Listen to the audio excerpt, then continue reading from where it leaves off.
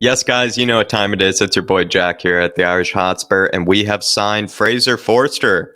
I'm going to have to get used to pronouncing that better. I do apologize. I'm going to continue to probably butcher it throughout this video.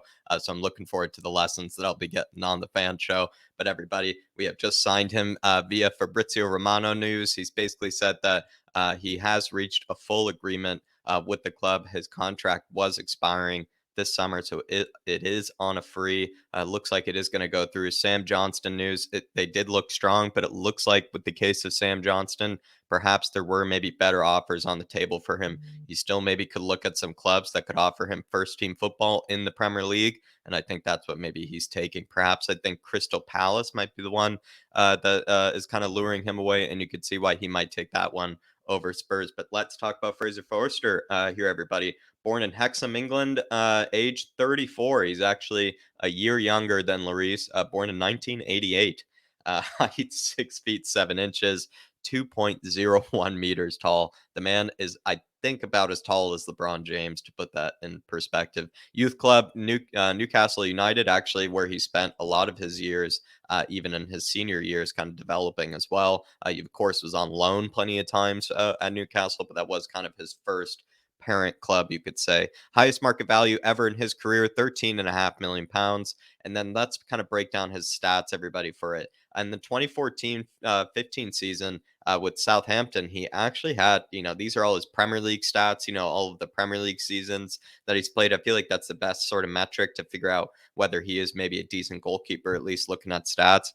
He actually had a decent season with 21 goals allowed, 2.03 saves per 90. I think that was under Ronald Koeman, I believe. I think they had a seventh place finish or something like that. Quite a high finish. So you could see how that was like a good season for him. But that probably had a lot to do with the system. But to be fair, maybe that was during maybe more his prime years. 18 matches played the following season with 2.78 saves per 90. So you could see that the shot volume was a bit higher.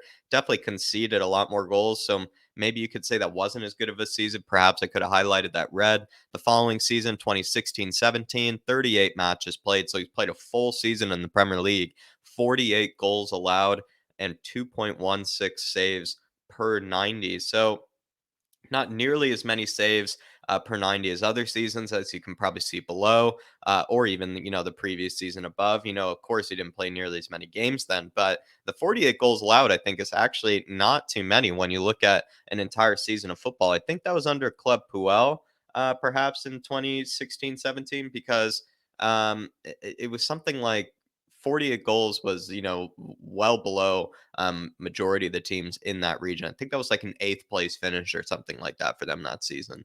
And so 48 goals allowed over an entire season of football, quite decent, and even at teams like Burnley and, lower kind of mid-table teams would, take your hand off or something like that. So there you are. 2017, 18, 20 matches played, 30 goals allowed, 3.35 saves per 90. So the reason I kind of gave that, or highlighted that green as a good season is just because I feel like, maybe the goals allowed, sure, that looks like a lot, but the fact that he was making that many saves per 90, and then you compare it, to the fact that he played just as many games last season, or this season, actually, sorry, basically this last season that we just, played, he played just nearly as many games, but he conceded five fewer goals in that 2017 season, and the saves per 90 was close. Of course, he had a few more saves per 90 to make, this season for Southampton. But the fact that he conceded five fewer goals in that 2017-18 season, maybe it has to do with Ralph Hasenhüttl. That could be a huge explainer. But I don't know. It just that kind of comes to mind for me, and I feel like maybe that was his last good season. You could probably say 2018-19 only played one game. 2020 didn't really play too many games either, and really not really much to say about that. But everybody, kind of maybe pros and cons just quickly before we wrap this up. Just want to say maybe, to be positive about perhaps the signing, you could say with Fraser Forster that he is one of the tallest keepers in, the game, at least, 6 feet 7 inches. That could mean that he could be very useful for crosses and corners. And that would also mean that against teams like Southampton, maybe in the future, or teams that are kind of set piece sort of specialist teams, he could become very useful. He is experienced as a starter. Before we saw him play a full season of football at Southampton, but he's also experienced as a backup. as well. So that could come in handy.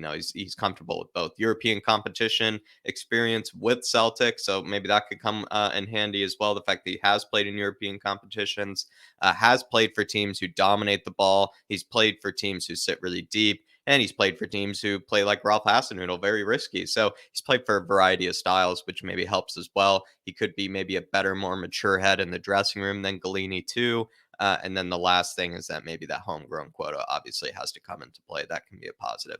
But the cons, of course, he's extremely temporary sort of signing. I would imagine he is declining quickly. He is not good with his feet at all. He can be maybe a bit prone to mistakes now that he's getting a bit older, and he cannot be a sweeper keeper. But that's my thoughts on it, everybody. Let me know what you think of this Fraser Forster signing in the comments down below. It is kind of a bit of a letdown considering we were going to sign Sam Johnston. Check out Flat Cap Euro Talk if you haven't for kind of more kind of scout reports like this one, especially ones with a bit more detail. But as always, everybody, come on, you Spurs, and in Conte we trust.